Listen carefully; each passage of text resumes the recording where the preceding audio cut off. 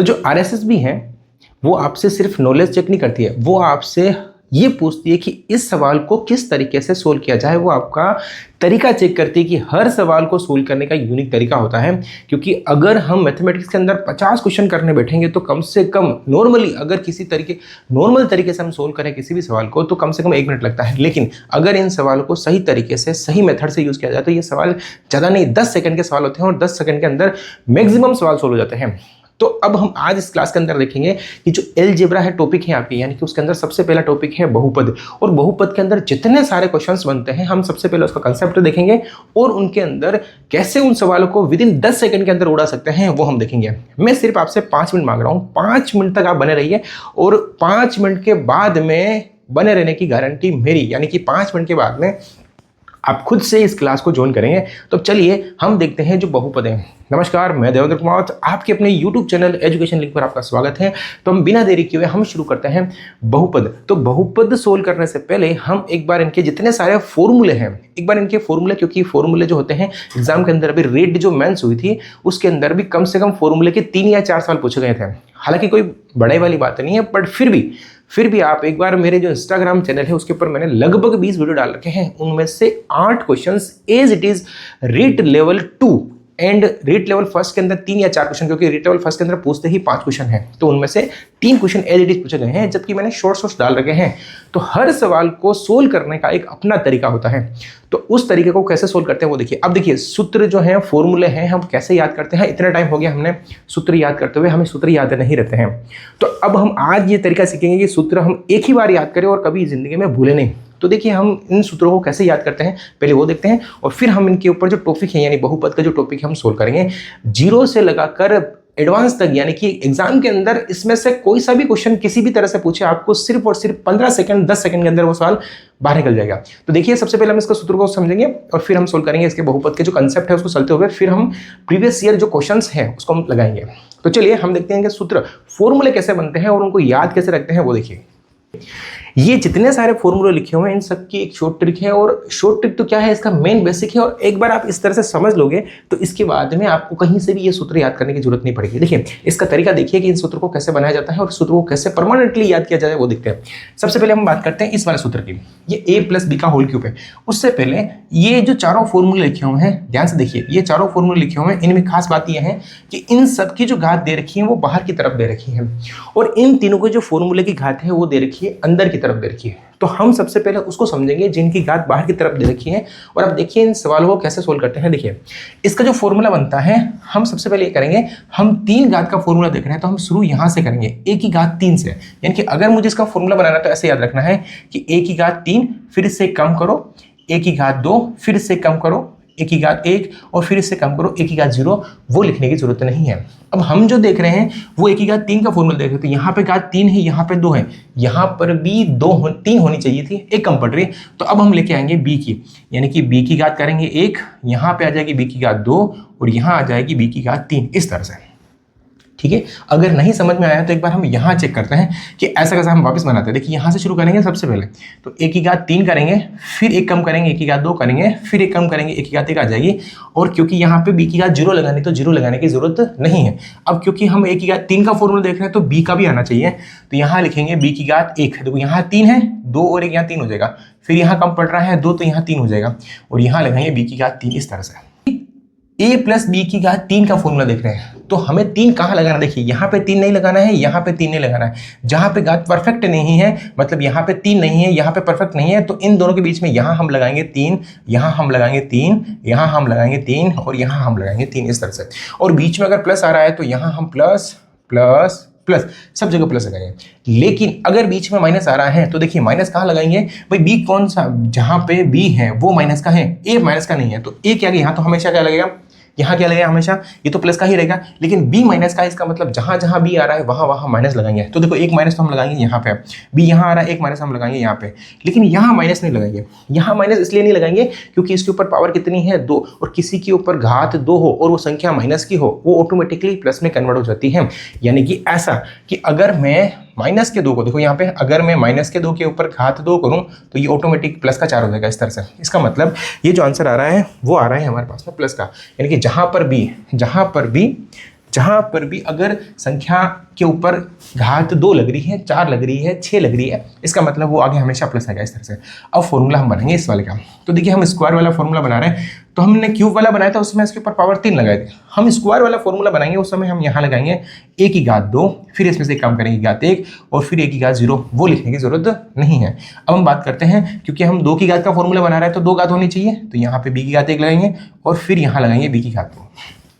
जैसा एक बार इसमें चेक करते हैं तो कैसे करेंगे, इसके अंदर a की स्टार्ट करेंगे तो a की घात 2, 2 क्यों लगाएंगे, क्योंकि हमने 2 घात का फॉर्मूला बना रहे हैं। फिर यहाँ लगाएंगे a की घात 1, कम करेंगे और फिर यहाँ a की घात 0, वो लगाने की जरूरत नहीं है। अब क्योंकि हम 2 घात वाला फॉर्मूला देख रहे हैं तो यहाँ पे हमेशा क्या आना चाहिए, 2 आना चाहिए, तो यहाँ पे भी 2 होना चाहिए घात में, तो 1 कम पड़ रही है तो हम 1 लिख लेंगे और यहाँ हम b की घात 2 कर देंगे, क्योंकि यहाँ पे कोई भी घात नहीं है इसलिए हमने पूरी b की घात 2 लगा दी इस तरह से। ठीक है, अब हम क्या करेंगे, देखिए अब जैसे हमने 2 की घात का फॉर्मूला देख रहे हैं इसलिए यहाँ आगे कितना आएगा हमारे पास में 2 आ जाएगा, यहाँ पे भी कितना आ जाएगा हमारे पास में 2 आ जाएगा इस तरह से। यहाँ ही आएगा क्योंकि यहाँ और यहाँ नहीं है, क्योंकि यहाँ पे परफेक्ट घात लिखी हुई है इस वजह से। अब प्लस वाला है तो हमेशा यहाँ पे भी प्लस आएगा, यहाँ पे भी प्लस आएगा, और माइनस वाले का क्योंकि b माइनस का है तो जहाँ जहाँ b आ रहा है वहाँ वहाँ हम लगाएंगे माइनस। तो अब माइनस कहाँ लगाएंगे, देखो एक तो लगाएंगे यहाँ पे और एक लगाएंगे यहाँ पे माइनस लगाएंगे, बट यहाँ पे माइनस नहीं लगाएंगे। यहाँ पे माइनस क्यों नहीं लगाएंगे, क्योंकि इसके ऊपर घात सम घात आ रही है, सम घात आने की वजह से इसको हम कर देंगे प्लस। तो ये जो फॉर्मूले बनाए गए हैं, ये फॉर्मूला है इसका, ये इसका फॉर्मूला है, ये इसका फॉर्मूला इस तरह से।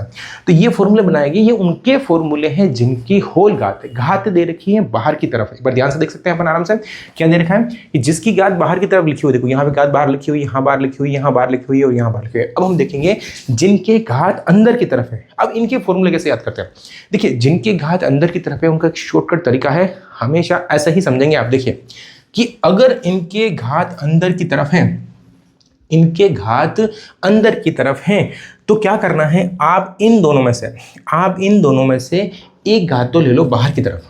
कैसे, मैं कैसे कहना चाह रहा हूँ वो इस तरह से समझिए। देखिए इन दोनों में से एक घात आप ले लो बाहर की तरफ, मतलब मुझे लेना है यहाँ पे a प्लस बी इस तरह से। भाई इसकी भी एक घात मैंने बाहर ले ली, इसकी भी एक घात मैंने बाहर ले ली, ठीक है। इसका मतलब इसमें से भी एक घात बाहर आएगी, बिल्कुल आएगी, a माइनस बी, क्योंकि ये माइनस वाला है इसीलिए हमने माइनस वाले की घात बाहर ले ली। अब देखिए इससे भी एक घात हम बाहर लेंगे, ये कौन सा वाला है, माइनस वाला है, तो यहाँ से भी हम एक घात बाहर ले लेंगे इस तरह से।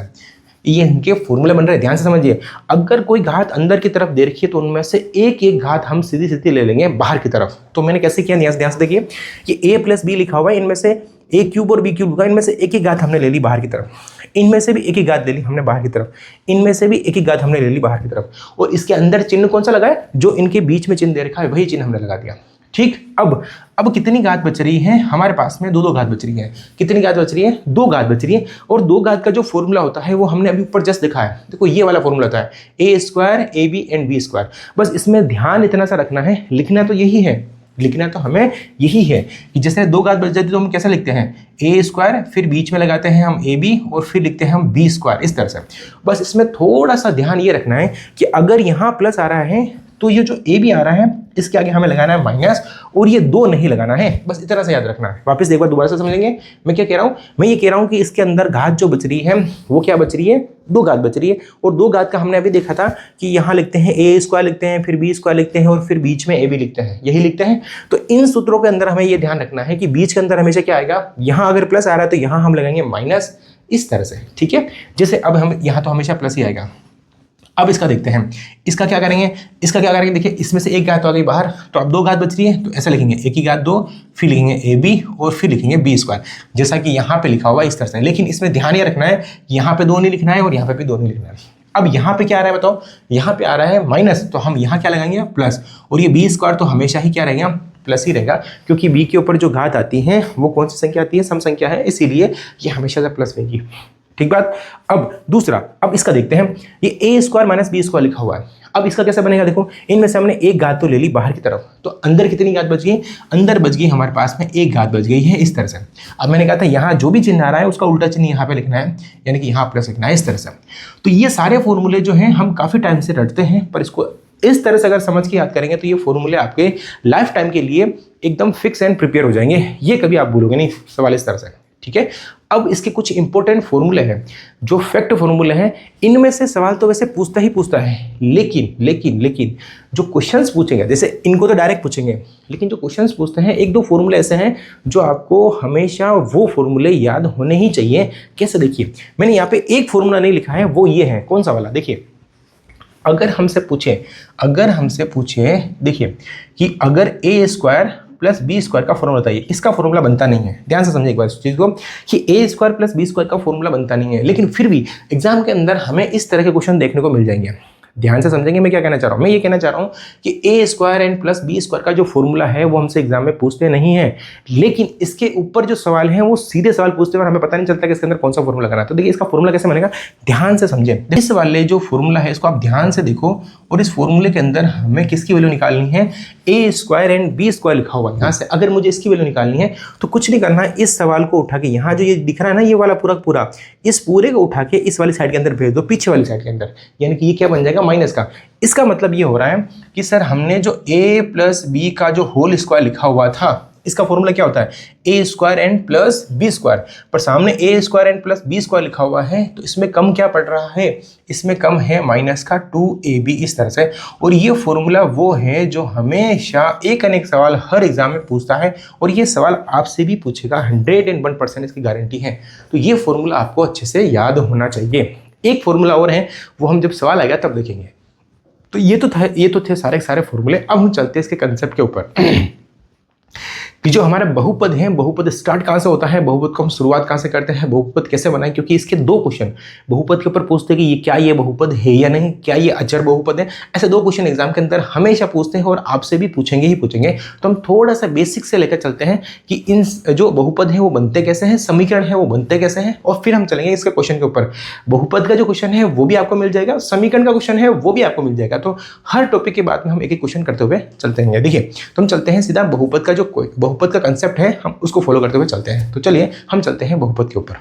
देखिए बहुपद जो होता है, बहुपद बढ़ने से पहले बहुपद बनता कैसे है, सबसे पहले हम वो देख लेते हैं। एक वर्ड यूज किया जाता है बीजीय व्यंजक। अच्छा, बीजीय व्यंजक किसे कहते हैं, पहले वो आपको क्लियर होना चाहिए। देखिए बीजीय व्यंजक का मतलब ये है नॉर्मली, सबसे पहली बात नॉर्मली, एक तो हम पढ़ते हैं चर, एक तो हम क्या पढ़ते हैं चर, एक हम पढ़ते हैं हमेशा चर राशि पढ़ते हैं, एक हम पढ़ते हैं अचर राशि। एक बार ध्यान से समझेंगे फिर हम इसको सोल्व करेंगे। चर राशि किसे बोलते हैं, जिसका भी मान चेंज होता है, यानी कि जो चेंजेबल है, वेरिएबल है, यानी कि जो चेंज होता है, बार बार परिवर्तन होता है, उसे हम बोलते हैं चर। जैसे कि मैंने कहा है x, अब आप बोलोगे सर x की राशि, x का मान कैसे चेंज होता है, x का मान हम 1 भी ले सकते हैं, x का मान हम 2 भी ले सकते हैं, x का मान हम 3 भी ले सकते हैं। तो x जो होता है वो चर है। जब हम लिखेंगे y, जब हम लिखेंगे z, जब हम लिखेंगे s, जब हम लिखेंगे t, इस तरह से इनके जो ये जो है ना अंग्रेजी के जो लेटर हैं, अगर वो हम गणित के अंदर यूज करते हैं उन्हें हम बोलते हैं चर। क्या बोलेंगे, चर बोलेंगे। और इनके अंदर जो चर हैं वो परिवर्तन है, परिवर्तित है, ये चेंज होते रहते हैं, इसीलिए से हम बोलते हैं चर, और अंग्रेजी में इसको बोलते हैं वेरिएबल। एंड ये है अचर। अचर का मतलब जितने सारे गणित की संख्या है, 1 हो गया, 2 हो गया, ऐसे करते करते जितना हम लिख सकते हैं, इनफाइनाइट जितनी सारी संख्या लिख सकते हैं, वो सारी सारी अचर कहलाती है। ये हमें अच्छे से पता होना चाहिए।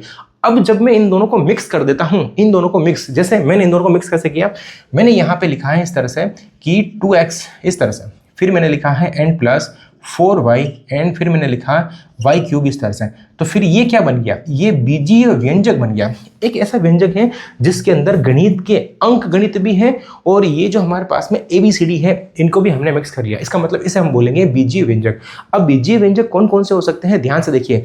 हम बीजीय व्यंजक के अंदर प्लस लगा सकते हैं, माइनस लगा सकते हैं, इंटू लगा सकते हैं, कुछ भी लिख सकते हैं। जैसे अगर मैंने कोई यहाँ पे लिखा है 2x की पावर मैंने 2 लगा दी, फिर मेरी इच्छा हुई कि मैंने इसके ऊपर रूट लगा दिया, फिर मेरी इच्छा हुई कि मैंने यहाँ पे ओरिजिनल ऐसे ही मैंने जैसे 2 लिख दिया, इस तरह से।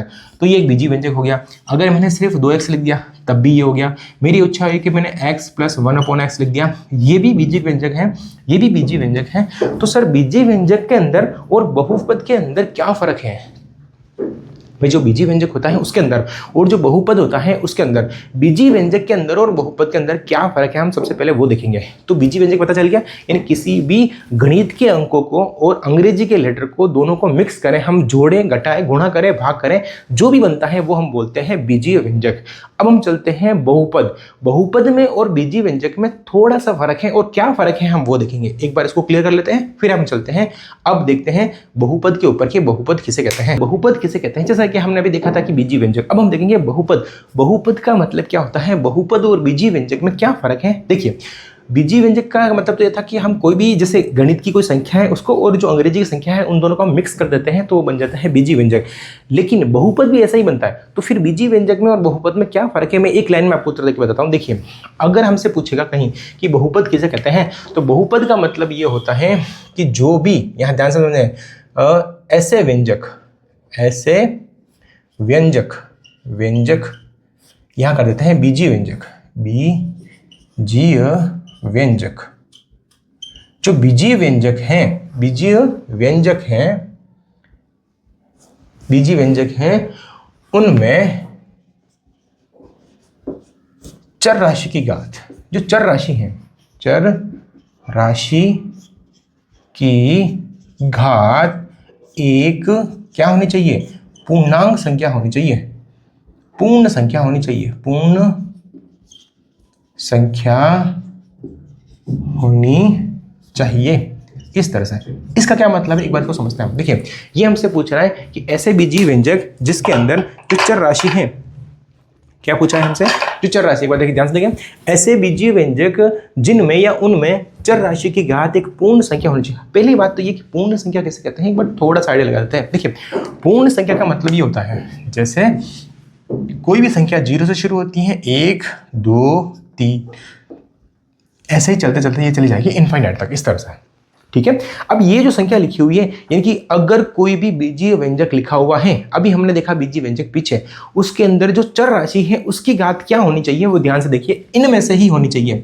इसका मतलब ये ऐसा कहना चाह रहा है, कैसा कि अगर मैंने आपके सामने कोई बीजीय व्यंजक लिखा है, जैसे कि x² + 4x n + 1, इस तरह से, तो ये बीजी व्यंजक भी है और बहुपद भी है, क्योंकि देखो इसकी घात कितनी है, 2 है, इसकी घात कितनी है, 1 है, तो इसकी घात 2 हो सकती है, इसकी 1 हो सकती है, 0 भी हो सकती है। लेकिन एक बीजी व्यंजक में और लिखता हूं, देखिए ध्यान से, मैंने x² लगा दिया n+, अब मैंने x की घात कर दी 1/2, n+ मैंने कर दिया 3, तो साहब ये बीजी व्यंजक तो है, ये एक बीजी व्यंजक तो है। बीजी व्यंजक का मतलब जिसके अंदर x भी है और गणित की अंकगणित भी है, तो दोनों चीजें तो हैं, लेकिन ये बहुपद नहीं है, क्योंकि इसके ऊपर जो घात लगा दी, इसने आधी लगा दी, कटी फटी लगा दी, यानी कि पूर्ण संख्या के अंदर तो पूरी संख्या आती है, यानी कि कटी फटी हमें घात नहीं चाहिए। दूसरा कौन सा नहीं हो सकता है, देखिए, अगर मैंने x लिखा है और n+ लगाया है और मैंने 1/x कर दिया, इस 1/x का मतलब होता है जब ये x ऊपर आता है तो ये इसकी घात माइनस की हो जाती है, मतलब इसका मतलब और इस चीज का मतलब सेम है, ये और ये सवाल सेम लिखा हुआ है, क्योंकि ये ऊपर आएगा तो इसकी घात क्या हो जाएगी, माइनस का। इसका मतलब बहुपद के अंदर घात माइनस की भी नहीं हो सकती, यानी कि कोई भी राशि जो है वो नीचे नहीं हो सकती। राशि कौन सी, ओनली चर। अगर अचर लिखे हुए तो चल जाएगा, जैसे अगर मैंने यहाँ पे लिखा है इस तरह से, देखा ध्यान से, x + 1/3, तो ये तो है, ये क्यों है, क्योंकि ये चर राशि है, हम बात कर रहे हैं, सॉरी ये अचर राशि, हम बात कर रहे हैं चर राशि की। जो भी x है, y है, z है, s है, t है, इनकी घात जो है वो या तो परफेक्ट होनी चाहिए, मतलब 1 होनी चाहिए, 2 होनी चाहिए, 3 होनी चाहिए, आधी कटी फटी रूट वाली या फिर माइनस वाली संख्याएं नहीं होनी चाहिए। तो ये भी हमारे पास में क्या है, बहुपद नहीं है, ये व्यंजक तो है बट बहुपद नहीं है, इस तरह से।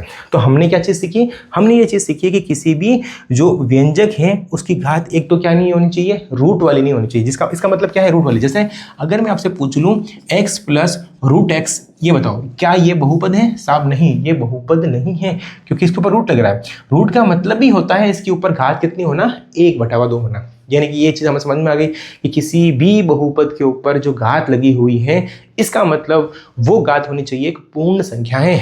अच्छा, ये भी एक बहुपद है, कौन सा वाला, जैसे मैंने लिखा है x की घात 1 n + x की घात 0, ये भी बहुपद है क्योंकि इसके ऊपर घात 0 है, तो ये भी चल जाएगा।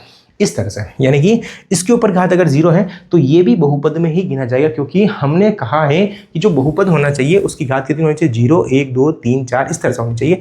तो ये भी बहुपद है और ये बहुपद नहीं है। अच्छा, आपको लग रहा होगा कि ये इतना सारा डिटेल में जा रहा है, मैं फिर से कह रहा हूँ, इस जो मैंने अभी पढ़ाया है इनमें से आपके एक क्वेश्चन, अभी जो मैंने 5 या 10 मिनट पढ़ाए हैं जो भी, इनमें से 1 या 2 क्वेश्चन आपको एग्जाम में जाते ही मिल जाएंगे। जो मैंने पढ़ाया है अभी, जैसे मैंने ये चीज़ें बताई हैं, इनमें से एक क्वेश्चन आपसे एग्जाम में पूछेंगे।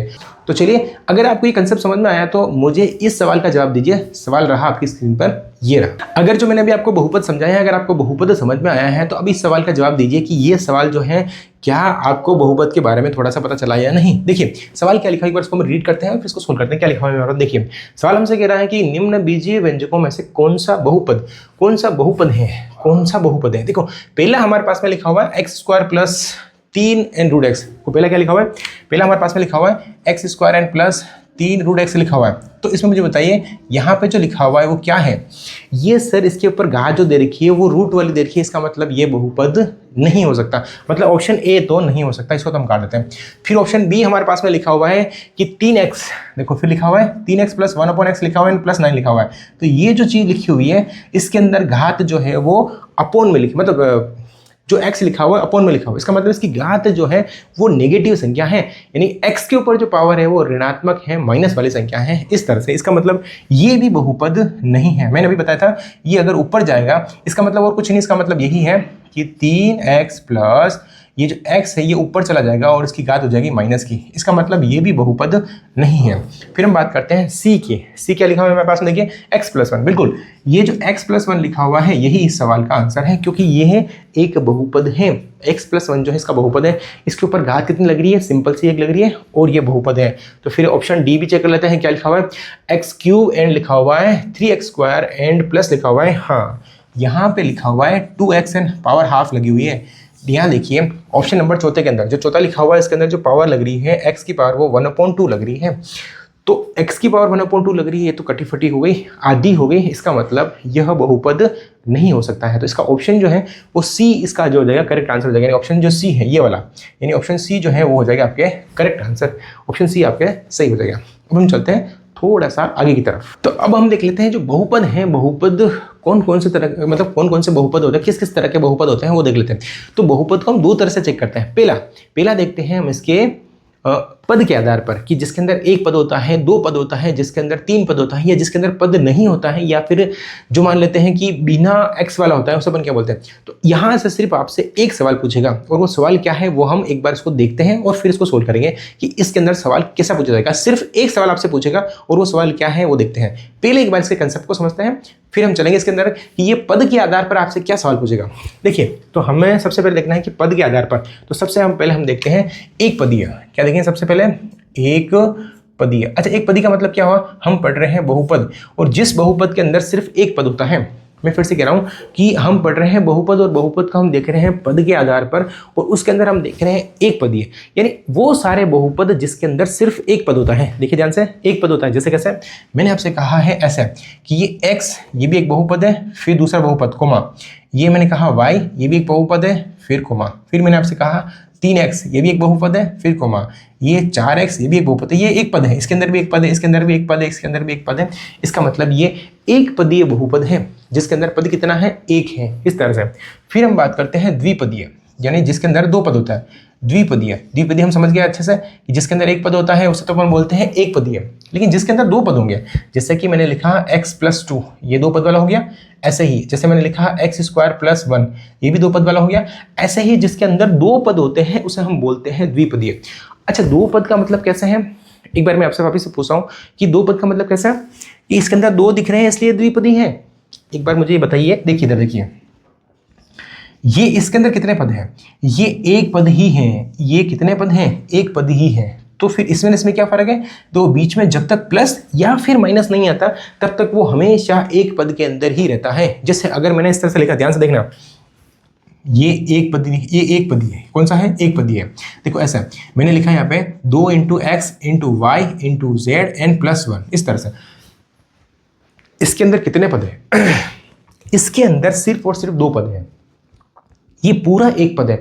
भले ही ये सारे अलग अलग लिखे हुए हैं, पर ये इनटू वाले जितने सारे होते हैं वो सारे सारे एक पद के अंदर ही आते हैं। तो ये एक पदी हो गया और एक पदी हो गया। अब ये हो गया द्विपदीय इस तरह से, यानी कि जो द्विपदी होता है हम कैसे करते हैं, बीच में प्लस होना चाहिए या फिर होना चाहिए माइनस। अब हम चलते हैं तीन पद के ऊपर, जिसके अंदर तीन पद होते हैं। तो यहाँ लिखेंगे त्रिपदीय, त्रिपदीय। तो अब हम बात करते हैं त्रिपदी की। त्रिपदी किसे बोलते हैं, जिसके अंदर तीन पद होते हैं। तीन पद का मतलब कैसा है, देखिए जैसे मैंने यहाँ पे लिखा है x, फिर लिखा है y एंड प्लस लिखा है z। इसके अंदर कितने पद हैं, तीन पद हैं। लेकिन यही अगर मैं ऐसा लिख देता x into y into z, बताइए इसके अंदर कितने पद हैं, ये एक पद ही है, ये तीन पद नहीं है, ये तीन पद नहीं है, ये एक पद ही है, क्योंकि इन सबके बीच में क्या लग रहा है, इनटू लग रहा है। तो तीन पद कैसे चेक करेंगे, जिसके अंदर प्लस या माइनस आ जाए उसे हम बोलते हैं त्रिपदीय। जैसे अगर मैं एग्जाम्पल लिखना चाहूँ 3x माइनस, फिर लिखा मैंने 4y² एंड प्लस लिख दिया मैंने 3z, तो ये तीन पद के अंदर आ जाएगा इस तरह से। तो तीन पदीय के अंदर क्या होता है, जिसके अंदर तीन पद होते हैं उसे हम बोलते हैं त्रिपदीय इस तरह से। अब हम देखेंगे जो क्वेश्चन हमसे पूछेगा एग्जाम के अंदर, एग्जाम के अंदर जो क्वेश्चन पूछेगा इनमें से तो क्वेश्चन नहीं पूछेगा, मुझे पता है, ठीक है। क्वेश्चन आपसे कहाँ पूछेगा, अब देखिए जो अब इसका एग्जाम्पल है वहां से आपसे क्वेश्चन पूछेगा। तो क्वेश्चन आपसे ये पूछेगा, देखिए मैं एक बार इधर लिख लेता हूँ, देखिए क्वेश्चन आपसे पूछेगा यहाँ से कि अचर पद, अचर बहुपद किसे कहते हैं, अचर बहुपद किसे कहते हैं, ये आपसे क्वेश्चन जरूर पूछेगा एग्जाम के अंदर। तो सर अचर का मतलब क्या होगा, नाम से स्पष्ट है, जिसके अंदर चर नहीं हो, ओनली फॉर क्या हो, अचर हो। कैसे, जैसे मैंने आपसे कहा है, ऐसे देखना ध्यान से, ऐसे मैंने लिखा है तीन, तो तीन भी एक बहुपद है, तीन भी एक क्या है, बहुपद है, लेकिन ये एक पदी हो जाएगा। तो इसके अंदर हमारे पास में चर तो है ही नहीं, चर तो इसके अंदर है ही नहीं, ठीक है। जैसे मैंने लिखा यहाँ पे 4 और फिर मैंने लिख दिया x और इसके पावर लगा दी 0। अब किसी के ऊपर पावर 0 है, इसका मतलब उसका मान 1 होता है, इसके x के ऊपर घात 0 लग रही है, इसका मतलब इसका मान कितना है, हमारे पास में 1 है। ये और कुछ नहीं है, ऐसा ही लिखा हुआ है। कैसे, ये ऐसा लिखा हुआ है 4 × 1 = 4, ऐसे लिखा हुआ है। तो इनके अंदर जो होती हैं, या तो किसी भी बहुपद के अंदर, किसी बहुपद के अंदर चर हो ही नहीं, या फिर हो तो उसकी घात कितनी होनी चाहिए, 0 होनी चाहिए। एक बार दोबारा से, जैसे मैंने कहा कि सर ये 5 लिखा हुआ है, ये क्या है बताओ, ये अचर बहुपद है। मैंने कहा है कि 5x के ऊपर 0 लिखा हुआ है, ये क्या है, ये भी अचर बहुपद है। सर इसके अंदर x तो है, लेकिन x की पावर कितनी होगी, 0, तो जिसकी पावर 0 होती है उसकी वैल्यू 1 हो जाती है, इसका मतलब ये अचर बहुपद आ जाएगा। तो आपको ये क्वेश्चन पूछने के 100% चांस है कि आपसे यहाँ से पूछेगा कि अचर बहुपद किसे कहते हैं। एग्जाम्पल के अंदर आपको दे देगा कि ऑप्शन ए सही है, ऑप्शन बी सही है, ऑप्शन सी सही है, इस तरह से। या फिर ये नहीं पूछेगा तो आपसे ये पूछेगा, या तो आपसे पूछेगा ये वाला या फिर ये वाला, कौन सा, हम बोले शून्य बहुपद। और मैं आपसे लिख के दे सकता हूँ शून्य बहुपद, आपसे इनमें से एक क्वेश्चन पूछेगा ही पूछेगा, या तो पूछेगा आपसे शून्य बहुपद या फिर पूछेगा आपसे अचर बहुपद। अच्छा, शून्य बहुपद क्या होता है, देखिए जहाँ पे बहुपद ही शून्य हो, ध्यान से समझेंगे, जिस पर बहुपद ही शून्य हो उसे हम बोलेंगे शून्य बहुपद। मैं थोड़ा सा यहाँ समझा देता हूँ, देखिए हाँ, अगर मेरे से पूछे कि शून्य बहुपद किसे कहते हैं, शून्य बहुपद किसे कहते हैं, शून्य बहुपद। अब जैसे देखिए हमने अभी अचर बहुपद देखा, यहाँ देखिए हमने अचर बहुपद देखा, 3 हो सकता है, 4 हो सकता है।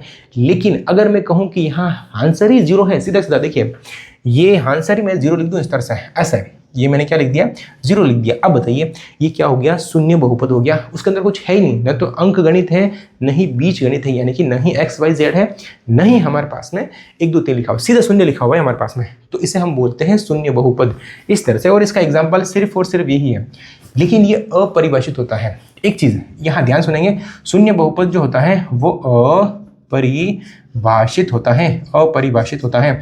ये सर आपने अपरिभाषित का क्या मतलब समझा, हमें समझ में नहीं आया। देखिए समझ में इसलिए नहीं आया क्योंकि मैंने इसको पूरा नहीं समझा है। देखिए कैसे, यहाँ पे सिर्फ 0 लिखा हुआ है, अब 0 के ऊपर मैं घात 1 भी लगा सकता हूँ, 0 के ऊपर घात में 2 भी लगा सकता हूँ, 0 के ऊपर मैं घात 3 भी लगा सकता हूँ। इन सब का मतलब और कुछ नहीं होता है, इन सब का मतलब होता है 0। तो अब मेरे कहने का मतलब इसके ऊपर घात 1 भी है, इसके ऊपर घात 2 भी है, इसके ऊपर घात 3 भी है, तो घात 2 भी है, घात 3 भी है। हम इसको क्लियर नहीं कर पा रहे हैं कि कौन सी घात वाला है, भाई ये घात वाला है कि ये घात वाला है कि ये घात वाला है, हम इसको क्लियर नहीं कर पाते, इसीलिए हम बोलते हैं इसको अपरिभाषित, हम इसको परिभाषित नहीं कर सकते। बस इतनी सी बात है। यानी कि बहुपद के अंदर हमने सबसे पहला प्रकार देखा पद के आधार पर, इन तीनों में से आपसे सवाल नहीं पूछेगा, मैं ये कह रहा हूँ। लेकिन आपसे सवाल यहाँ से पूछेगा, एक तो अचर बहुपद से पूछ सकता है और एक आपसे शून्य बहुपद से पूछ सकता है, जो कि आपके सामने लिखा हुआ है।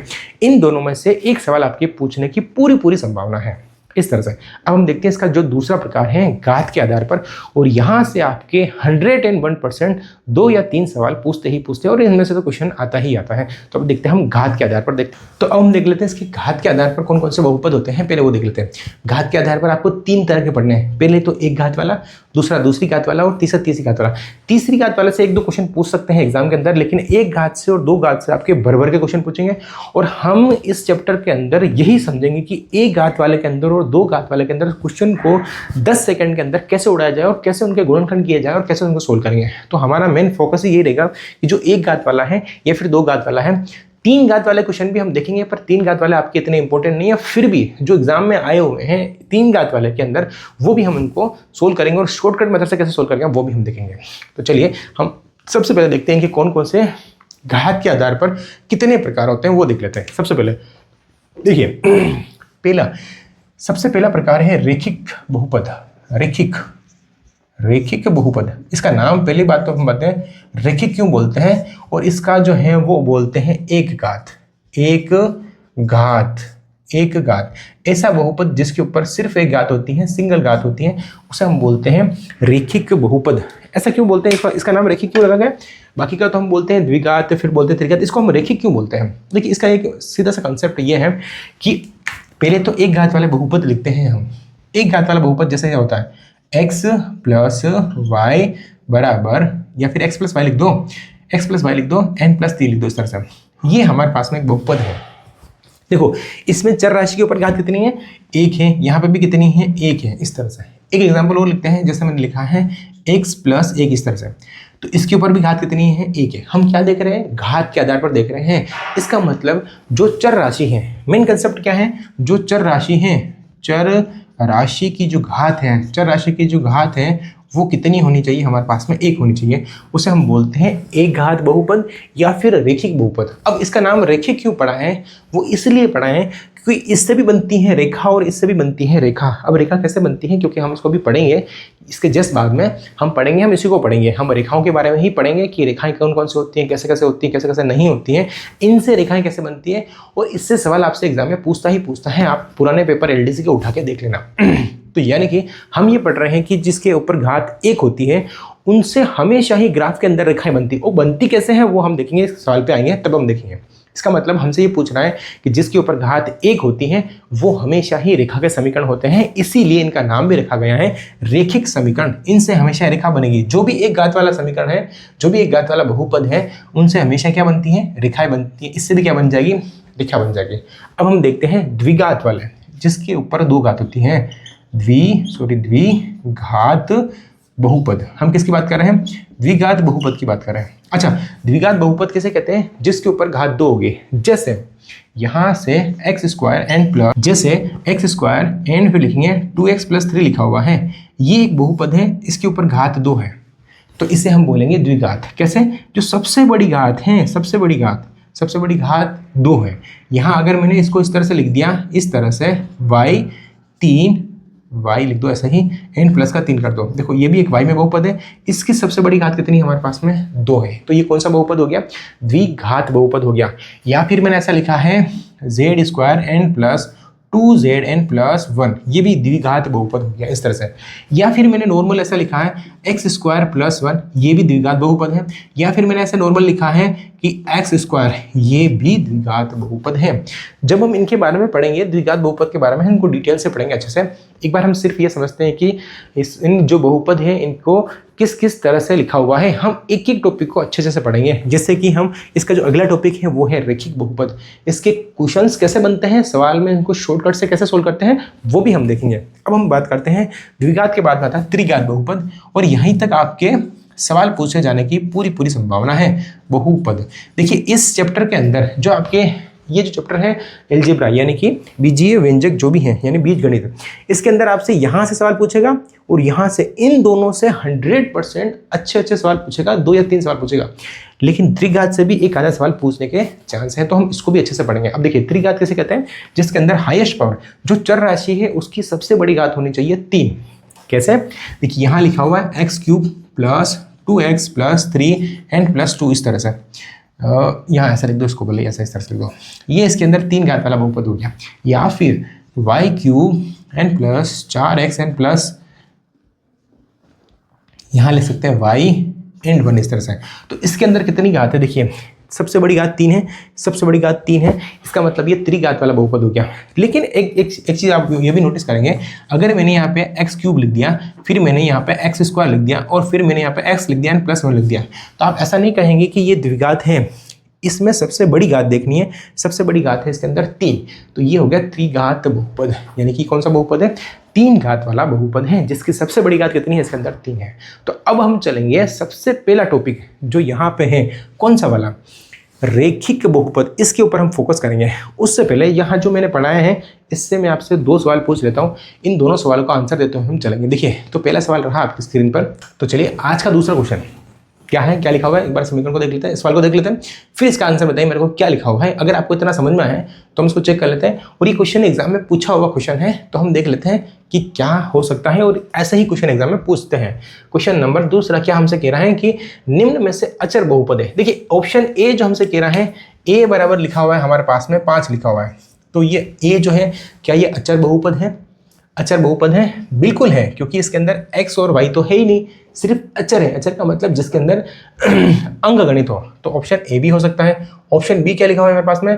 ऑप्शन बी लिखा हुआ है 3x की पावर 0 लिखी हुई है, तो ये भी है, क्योंकि जिसके ऊपर घात 0 होती है उसका मान कितना होता है? हमारे पास में 1 होता है, तो इसका मतलब ये और कुछ नहीं है, ऐसा ही लिखा हुआ है। इसकी जगह मैंने लिख दिया 1, इसको इससे इंटू करेंगे 3, तो सर बी भी इसका ऑप्शन है। सही बात है, बी भी हो सकता है। फिर है इसका तीसरा क्या लिखा हुआ है मेरे पास में? x की पावर 0। देखिए तीसरा लिखा हुआ है सी, x की पावर 0 लिखी हो सिर्फ, तो इसका मतलब कितना होता है? इसका मतलब होता है 1, तो इसका मतलब ये भी अचर बहुपद है, यानी कि पहला भी है, दूसरा भी है और तीसरा भी है। तो जो ऑप्शन डी है उपयुक्त सभी, ये इसका सही आंसर है। ऑप्शन डी जो है उपयुक्त सभी, इसका सही आंसर है, यानी कि डी वाला जो है वो इसका आंसर हो जाएगा, इस तरह से। ठीक है, अब हम चलते हैं क्वेश्चन नंबर तीसरे की तरफ। क्वेश्चन तीसरा क्या लिखा हुआ है? क्वेश्चन तीसरा हमसे कह रहा है कि निम्न में से शून्य बहुपद है। देखिए ये जो क्वेश्चन दूसरा, क्वेश्चन नंबर दूसरा, क्वेश्चन नंबर पहला और क्वेश्चन नंबर तीसरा, ये काफी इंपॉर्टेंट क्वेश्चन है और एग्जाम में इस तरह से क्वेश्चन पूछते हैं, और मैंने ही कहीं ना कहीं आए हुए एग्जाम में से ये क्वेश्चन उठा के आपको यहाँ दे रखा है। तो देखिए क्वेश्चन नंबर तीसरा जो है वो क्या कहना चाह रहा है? क्वेश्चन तीसरा हमसे कह रहा है, देखिए निम्न में से शून्य बहुपद है। देखो ऑप्शन ए हमसे कह रहा है, देखो ए कितना कह रहा है हमारे पास में? 3 की पावर 0। इसका मतलब कितना होता है? इसका मतलब होता है 1। शून्य बहुपद के अंदर क्या होता है बताओ? शून्य बहुपद के अंदर तो होता है कि उस बहुपद की वैल्यू ही क्या होनी चाहिए? 0। तो ये तो नहीं हो सकता, क्योंकि इसकी वैल्यू कितनी है हमारे पास में? 1। ये तो नहीं हो सकता। ऑप्शन बी हमसे कह रहा है x की पावर 0, तो x की पावर 0, किसी की भी पावर 0 हो उसका आंसर हमेशा आता है 1, तो ये भी नहीं हो सकता, क्योंकि इसका मान आना चाहिए 0, बहुपद का मान कितना आना चाहिए? 0, तो ये भी नहीं हो सकता। ऑप्शन सी कह रहा है सीधा सीधा कि इसकी जो वैल्यू दे रखी है वही दे रखी है 0, इसका मतलब ये आंसर जो है वो एकदम करेक्ट है, क्योंकि बहुपद शून्य बहुपद क्या कहते हैं? जिसके अंदर बहुपद की वैल्यू ही क्या होनी चाहिए? 0 होनी चाहिए। इसका मतलब ये जो ऑप्शन सी है इसका सही आंसर हो जाएगा। एंड फिर डी हमसे कह रहा है इनमें से कोई नहीं, तो इनमें से तो है ऑप्शन सी जो हो जाएगा इसका करेक्ट आंसर हो जाएगा। अच्छा एक चीज इसमें और देख लीजिए कि ये कहना चाह रहा है कि शून्य बहुपद होता है वो क्या होता है? शून्य बहुपद जो होता है वो अपरिभाषित होता है। मैंने आपको बता भी दिया था कि शून्य बहुपद क्या होता है? अपरिभाषित होता है। अपरिभाषित क्यों होता है? क्योंकि इसके ऊपर जो पावर लगी होती है, शून्य बहुपद के ऊपर जो पावर लगी होती है कुछ भी हो सकती है, 1 हो सकती है, 2 हो सकती है, 3 हो सकती है, 4 हो सकती है, बट इन सबका जो वैल्यू आती है वो हमेशा आती है 0, इसीलिए इसको हम बोलते हैं अपरिभाषित। ठीक है, इसको हम परिभाषित नहीं कर सकते, इसके ऊपर पावर कितनी है, इसकी कितनी वैल्यू है, इसलिए हम हमेशा से बोलेंगे ये क्या है?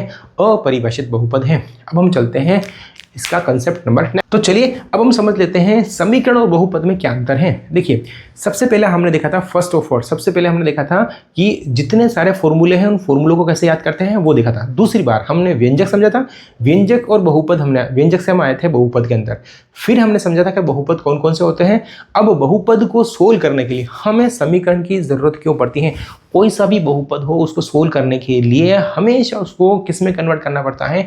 समीकरण में कन्वर्ट करना पड़ता है। तो 2 मिनट के लिए हम देखते हैं कि बहुपद से समीकरण कैसे बनता है, या फिर बहुपद और समीकरण क्या एक ही है? बिल्कुल नहीं, दोनों ही अलग अलग है। देखिए जैसे मैंने यहाँ पे लिखा है x² प्लस 3x प्लस 2, इस तरह से ये एक बहुपद है दोस्तों, लेकिन जैसे ही इसके बराबर में 0 लगा दूं ये बन गया समीकरण।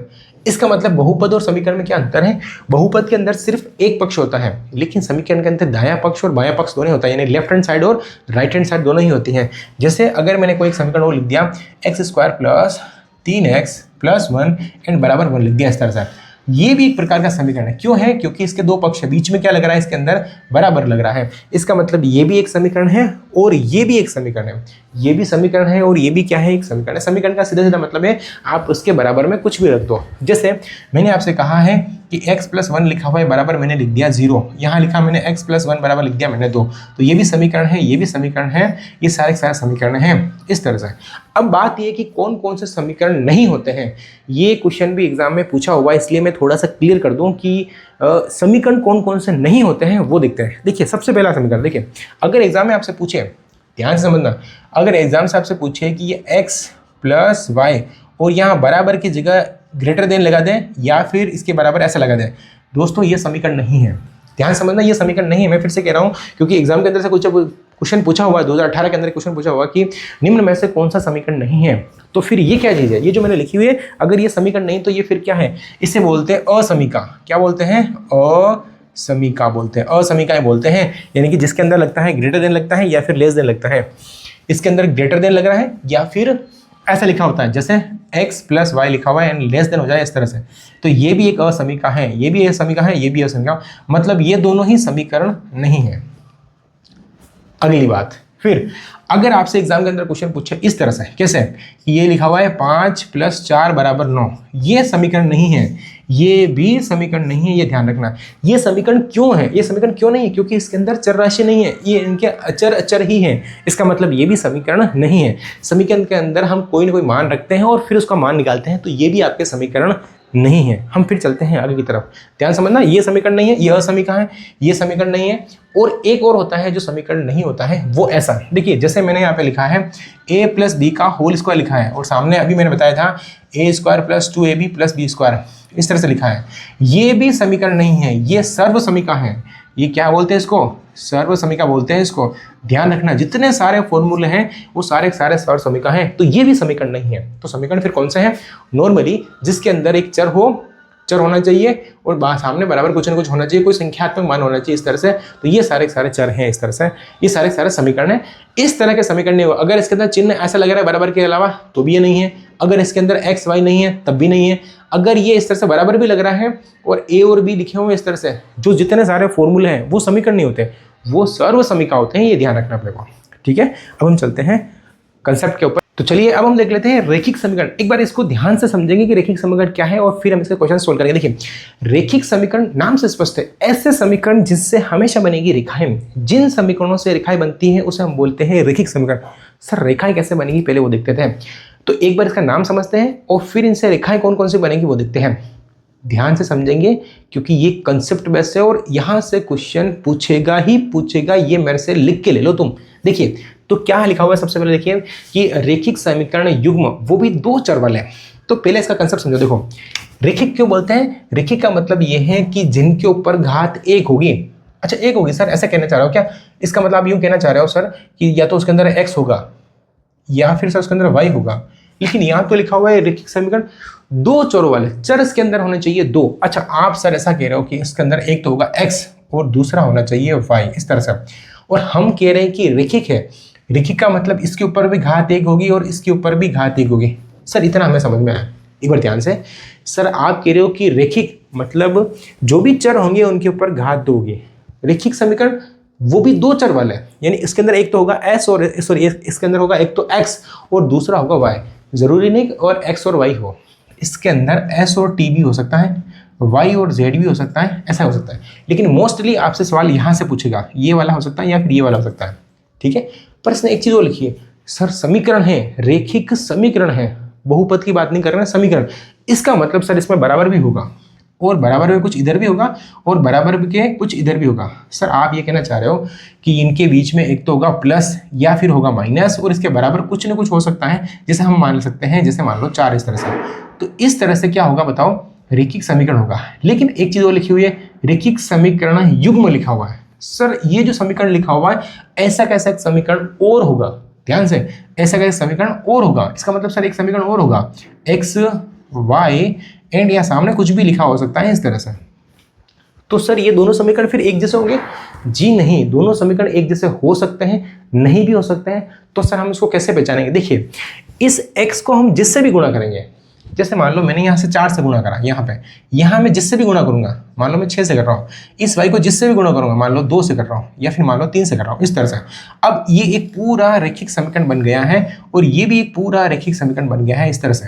ये भी एक रैखिक समीकरण है, ये भी एक रैखिक समीकरण है। कितने समीकरण है बताओ? 2 समीकरण है। इसका मतलब इससे भी बनेगी एक रेखा और इससे भी बनेगी एक रेखा। ध्यान से समझेंगे, मैं फिर से बता रहा हूँ, इससे भी बनेगी एक रेखा और इससे भी एक बनेगी रेखा। इसका मतलब रेखाएं कैसे होती हैं सर? रेखाएं होती हैं इस तरह से, एक रेखा ये रही और दूसरी रेखाएं ये रही इस तरह से। सही बात है। तो एक बार इससे भी बनेगी रेखा और इससे भी बनेगी रेखा, ठीक है। अब इसको ध्यान से देखो, इसकी ओरिजिनल फॉर्म होती है। आपसे कोई पूछे कि रैखिक समीकरण किसे कहते हैं, तो वो रैखिक समीकरण इसे कहते हैं। देखो, जिसके अंदर एक तो होगा x, एक होगा y और कोई ना कोई बराबर करके कोई ना कोई संख्या लिखी होगी जिसे हम बोलेंगे कुछ भी, जैसा कुछ भी लिखा होगा। तो अब देखो, जो x का गुणांक है उसे हम बोलेंगे a, जो y का गुणांक है उसे हम बोलेंगे b और जो बच गया जिसे हम बोलेंगे c। ये गुणांक क्या होता है? x को जिससे भी गुणा कर रहे हैं उसे हम बोलेंगे गुणांक, y को जिससे भी गुणा कर रहे हैं उसे हम बोलेंगे गुणांक और जो बच गया उसे c बोलते हैं। इसके बीच में हम लगा देते हैं प्लस, इस तरह से। ये इसकी जनरल फॉर्म होती है। कोई भी रैखिक समीकरण हो वो इस तरह से होगा। तो सर यहाँ पे तो 2 समीकरण होंगे, एक ये होगा और एक ये होगा, तो दोनों ही एक जैसे होंगे? जी नहीं। पहला समीकरण होगा, इसके आगे हम लगाएंगे 1, इसके आगे भी लगाएंगे 1 और इसके आगे भी लगाएंगे हम 1।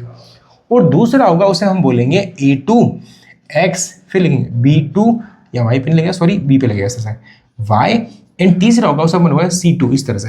अब समझ में आया? ये भी सर एक रेखा का समीकरण है, ये भी सर एक रेखा का समीकरण है और ये दोनों ही जो समीकरण लिखे हुए हैं ये दोनों ही रेखाओं का समीकरण है। इनमें फर्क क्या है सर? आगे की तरफ जो इसके गुणांक है ये a1 a2 होंगे, b1 b2 होंगे और ये c1 और c2 होंगे इस तरह से। तो ये 2 रैखिक समीकरण हो गए। अब इनसे रेखाएं कैसे बनेगी हम सबसे पहले वो समझ लेते हैं। देखिए, एक बार हम चलते हैं इनके रेखाओं के ऊपर। मुझे बताइए जो रेखाएं होती हैं वो किस किस तरह से होती हैं वो देख लेते हैं। देखिए, मैंने आपसे सबसे पहले कहा है, जैसे मान लो एक मेरे पास में ये रेखा है,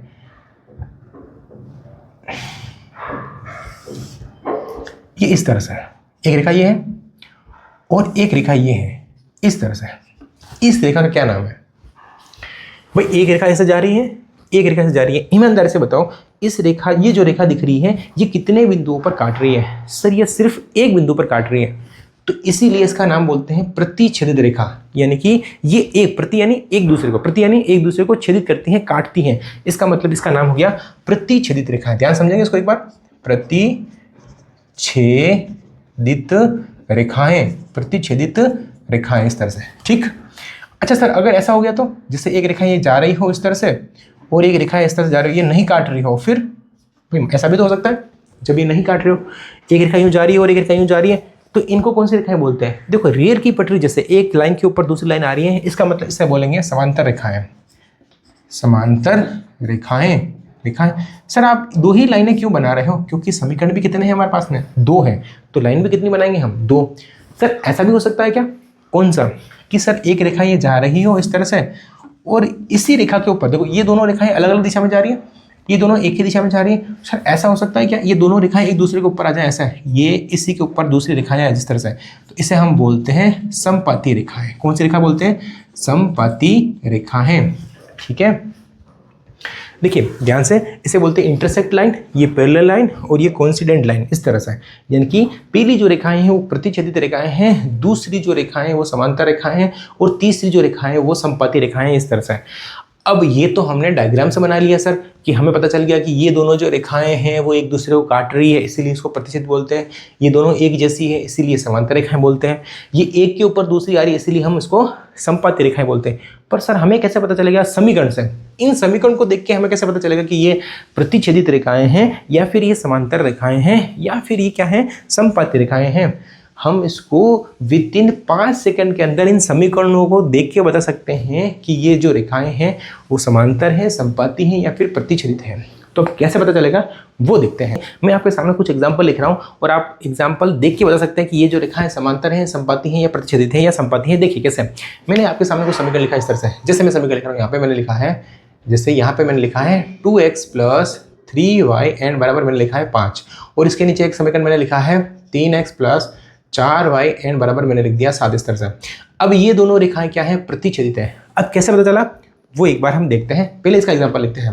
यहाँ लिखेंगे 2x एंड प्लस लिखेंगे 3y एंड बराबर हमने लिखा है 5। ये समीकरण मैंने दोबारा लिख दिया और इसके समांतर लाइन खींचनी तो मैं यहाँ लिखूंगा 4x प्लस 6y एंड बराबर लिखेंगे 10। अब ये दोनों रेखाएं आपस में क्या है, समांतर है। पता कैसे चला वो हम देखते हैं। एक बार यहाँ पे संपाति लिखते हैं 2x प्लस 3y एंड बराबर हम लिखेंगे, यहाँ सॉरी 10 नहीं लिखना है, यहाँ लिखना है 12 इस तरह से। देखिए 2x प्लस 3y एंड बराबर हम लिखेंगे 5 और अब यहाँ मैं लिख रहा हूँ कि यहाँ पे लिख सकते हैं हम आराम से 6x and plus 9y and बराबर हम लिखेंगे यहाँ पे 15 इस तरह से। अब देखो ये दोनों ही प्रतिच्छेदित है, ये दोनों ही कौन से हैं, समांतर हैं और ये दोनों कौन सी हैं, संपाति हैं। अब सर आपने इतने फटाफट से कैसे लिख दिया, आपको कैसे पता चला? मेरे को ऐसा पता चला, देखिए कैसे, ऐसे कि ये जो समीकरण लिखा हुआ है इसके अंदर ये जो पहला लिखा हुआ है ना, इसको हम ऐसे लिखते हैं a1x plus b1y and plus लिखते हैं सॉरी बराबर करके हम लिखते हैं c1 इस तरह से। इसको भी हम ऐसे लिखते हैं a2x प्लस लिखेंगे b2y एंड बराबर लिखते हैं हम c2, ऐसे लिखते हैं इस तरह से। तो सर अब देखिए ध्यान से, ये a1 और a2 को ध्यान से देखो। अगर मैं a1 बटावा a2 करूँ, ध्यान से देखेंगे a1 बटावा मैं a2 करूँ और दूसरा b1 बटावा b2 करूँ, b1 बटावा b2 करूँ, b1 बटावा b2 करूँ और c1 बटावा c2 करूँ, c1 बटावा मैं c2 करूँ। ठीक है, अगर ये तीनों ही बराबर नहीं आते हैं, तीनों ही बराबर नहीं आते हैं, तब तो ये हो जाएगी प्रतिच्छेदित। एक बार ध्यान समझेंगे, अगर मैं a1 अपॉन a2 करूँ, जैसे 2 बटावा मैं 3 करूँ फिर करेंगे बराबर, 3 बटावा 4 करूँ 3 बटावा 4 करूँ, फिर 5 बटावा 7 करूँ, मैं 5 बटावा 7 लिखूँ इस तरह से। अब देखो क्या ये तीनों ही मान बराबर है, ये तीनों ही मान बराबर है? नहीं है, तीनों ही बराबर नहीं है, तीनों ही बराबर नहीं है। इसका मतलब ये दोनों ही रेखाएं प्रतिच्छेदित हैं। देखो ये इधर से जा रही है, ये इधर से जा रही है, देखने पर ही पता चल रहा है कि दोनों रेखाएं एक इस दिशा में जा रही है और एक इस दिशा में जा रही है, तीनों ही मान बराबर नहीं है, इसके अंदर कोई भी मान बराबर नहीं है। इसका मतलब ये प्रतिच्छेदित रेखाएं हैं। बट इसको ध्यान से देखो आप, अब मैं a1 अपॉन a2 करूँ, जिसे मैं लिखूँ 2 बटावा 4 एंड फिर बराबर फिर 3 बटावा 6, ये 3 बटावा 6 एंड बराबर 5 बटावा 12, ये 5 बटावा 12। ये कुछ कट रहा है क्या? ये कटेगा 1 बटावा 2 आ जाएगा, यहाँ कटेगा 1 बटावा 2 आ जाएगा, लेकिन ये 1 बटा 2 नहीं आएगा। तो इसके सिर्फ 2 मान बराबर हैं। ध्यान से देखो कि यहाँ पे a1 अपॉन a2 का जो मान आ रहा है वो बराबर आ रहा है b1 अपॉन b2 के मान के बराबर आ रहा है, पर जो लास्ट वाला है c1 अपॉन c2 वो वाला मान बराबर नहीं आ रहा है। इसका मतलब ये रेखाएं समांतर हैं। देखो ध्यान से, हमें भी पता है सर ये जैसी लाइन है वैसी की वैसी लाइन ये भी है, बस फर्क है इसके बीच में थोड़ा सा कहीं ना कहीं गैप है, इस वजह से ये दोनों लाइनें आपस में क्या नहीं है, बराबर नहीं है। इसका मतलब सर इसके a1 अपॉन a2 बराबर होंगे, b1 अपॉन b2 बराबर होंगे और c1 अपॉन c2 बराबर नहीं होंगे। एक बार ध्यान से समझेंगे कि सर x के गुणांक और y के गुणांक, हमें सिर्फ इन दोनों के गुणांक बराबर होने चाहिए, पीछे वाले बराबर हो या नहीं हो वो हमें फर्क नहीं पड़ता, पीछे वाले से फर्क नहीं पड़ता। फर्क किससे पड़ रहा है? ये दोनों बराबर होना चाहिए। अगर ये दोनों बराबर नहीं है तो फिर हम नहीं कह सकते कि ये समांतर है या नहीं है। वापस देखो ध्यान से, अगर ये दोनों क्या है, बराबर हैं, तब हम कह सकते हैं कि ये समांतर है, और ये दोनों बराबर नहीं है, इसका मतलब ये समांतर नहीं है। अगर ये दोनों बराबर है और पीछे वाला बराबर नहीं है, तब जाके क्या बन जाएगी, समांतर रेखाएं बन जाएगी इस तरह से। तो बराबर कौन सा होना चाहिए? ये दोनों आगे वाले होने चाहिए, पीछे वाले बराबर होने से फर्क नहीं पड़ता, आगे वाला बराबर होना चाहिए। अगर आगे वाला बराबर है और पीछे वाला नहीं है तब ये बनती है समांतर रेखा। लेकिन आप इसको ध्यान से देखो, यहाँ देखो 2 बटावा लिखेंगे 3, फिर लिखेंगे 3 बटावा लिखेंगे 9, फिर लिखेंगे 5 बटावा लिखेंगे 15 और इसको हम काटेंगे इस तरह से, तो यहाँ 1 आ जाएगा क्या? नहीं आएगा, ये कटेगा भी नहीं, ऐसा रहेगा, ये भी कटेगा भी नहीं, ये भी ऐसा रहेगा। सॉरी यहाँ पे क्या लिखा हुआ है, 6 लिखा हुआ है, ऐसा इसको काटेंगे तो यहाँ आ जाएगा 1 और यहाँ आ जाएगा 3, यहाँ आ जाएगा 1, यहाँ आ जाएगा 3, यहाँ आ जाएगा 1 और यहाँ आ जाएगा हमारे पास में 3 इस तरह से। अब देखो यहाँ सबके बराबर 1/3 आ रहा है, इधर भी 1/3 आ रहा है और इधर भी 1/3 आ रहा है। इसका मतलब इस तीनों जो मान आ रहे हैं इसके तीनों ही मान क्या आ रहे हैं, आपस में बराबर आ रहे हैं। यानी a1 upon a2, b1 upon b2 और तीनों ही मान बराबर आ रहे हैं। और तीनों ही मान बराबर क्यों नहीं आएंगे? क्योंकि देखो ये जैसी रेखा लिखी हुई है वैसी की वैसी ये भी लिखी हुई है, यानी कि a1 अपॉन a2 बराबर हैं b1 अपॉन b2 के और बराबर हैं c1 अपॉन c2 के, इस तरह से। एक बार ध्यान से, A1/A2, B1/B2, C1/C2, ये दोनों ही रेखाएं एक ही रेखा हैं, एक ही जैसे दिख रही हैं। इसका मतलब इसके तीनों ही मान बराबर होंगे। इसके कौन कौन से मान बराबर होंगे सर? A1/A2 बराबर होगा B1/B2 के, पर बराबर नहीं होगा C1/C2 के। ये समांतर रेखाओं का कंडीशन है। और प्रतिच्छेदित के अंदर देखो, ये एक लाइन उधर जा रही है, ये उधर जा रही है, तो वैसे ही बराबर नहीं होगा, इसके तीनों ही मान बराबर नहीं होंगे। यानी कि A1/A2 बराबर नहीं होगा B1/B2 के, एंड बराबर नहीं होगा C1/C2 के। अब इसमें जो समझने वाली बात है वो ध्यान से देखिए। मैंने एक समीकरण लिखा और मैंने बिना देखा देख किसी से कुछ पूछे ही मैंने ये तीनों समीकरण कैसे लिख दिए थे। आप भी लिख सकते हो। कैसे? देखिए, अगर मुझे इससे एक समीकरण और लिखना है जो प्रतिच्छेदित रेखाओं का होना चाहिए, ध्यान से समझेंगे, जो प्रतिच्छेदित रेखाओं का होना चाहिए, तो मैंने देखो इनकी संख्या अलग, इसमें कोई रिलेशन नहीं है भाई, इसको मैं किसी से गुणा नहीं कर रहा हूँ, इसको भी मैं किसी से गुणा नहीं कर रहा हूँ, और इसको मैं किसी, ये तीनों ही अलग अलग है। लेकिन इसमें देखो, मैंने इसको 2 से गुणा किया 4 आ गया, इसको मैंने 2 से गुणा किया 6 आ गया, और इसको मैंने अलग कर दिया क्योंकि मुझे इसको गुणा नहीं करना था। लेकिन यहाँ देखो, मैंने इसको 2 से गुणा, इसको मैंने 3 से गुणा किया 6 आ गया, मैंने इसको भी 3 से गुणा किया और इसको भी 3 से गुणा किया। अगर मैं इसको 4 से गुणा करता तब भी आ सकता था, इसको मैं 5 से गुणा, तो अगर इसमें पूरी संख्या को 5 से गुणा करूँ, मुझे इसके संपाती लाइन और लिखनी है, तो मैं क्या करूँ, इसको 3 की जगह मैं 4 से गुणा कर दूंगा, तो यहाँ हो जाएगा 8x एंड प्लस ये हो जाएगा 12y एंड बराबर हो जाएगा यहाँ पे 20। ये रेखाएं भी क्या है, इसके संपाती हैं। इसका मतलब आप डायरेक्ट देख के बता सकते हैं कि इसके अगर इस पूरे समीकरण को किसी किसी संख्या से गुणा कर रखा है, जैसे यहाँ पे मैंने 3 से किया था, यहाँ पे मैंने इसको 4 से किया था, पूरे समीकरण से, तब तो रेखाएं हो जाएगी संपाती।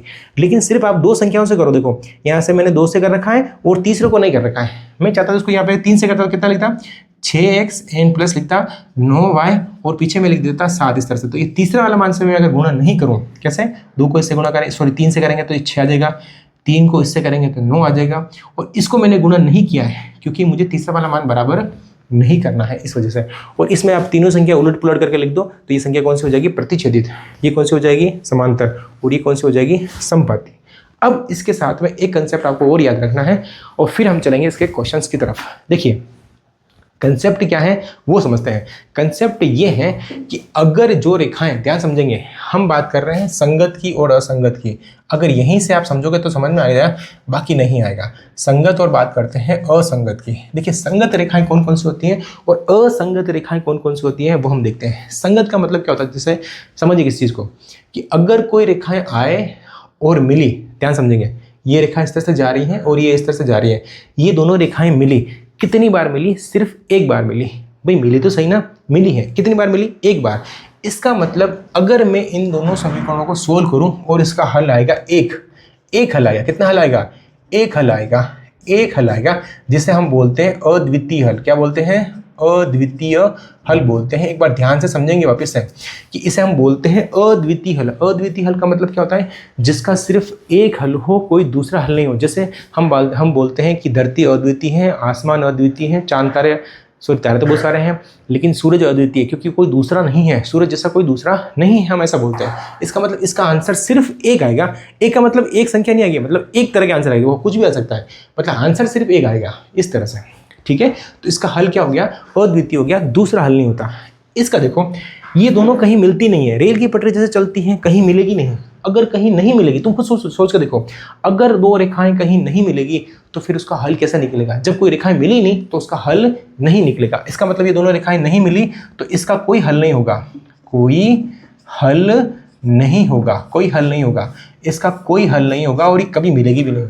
इसका देखो, ये दोनों रेखाएं पक्के दोस्त कह सकते हो या फिर अच्छे फ्रेंड कह सकते हो, ये हर बिंदु पर मिलती है, हर जगह मिलती है। देखो, ये यहाँ मिल रही है, यहाँ मिल रही है, यहाँ मिल रही है, यहाँ मिल रही है, यहाँ मिल रही है, जितने सारे इसके ऊपर बिंदु होते हैं हर जगह मिल रही है। इसका मतलब इसके अनेक हल होंगे। इसका आंसर क्या लिखेंगे, अनेक हल होंगे। यहाँ लिखेंगे अनेक हल होंगे, वो भी कौन से, अपरिमित रूप से, अपरिमित रूप से अनेक हल होंगे, अपरिमित रूप से अनेक हल होंगे, बहुत सारे हल होंगे, इस तरह से।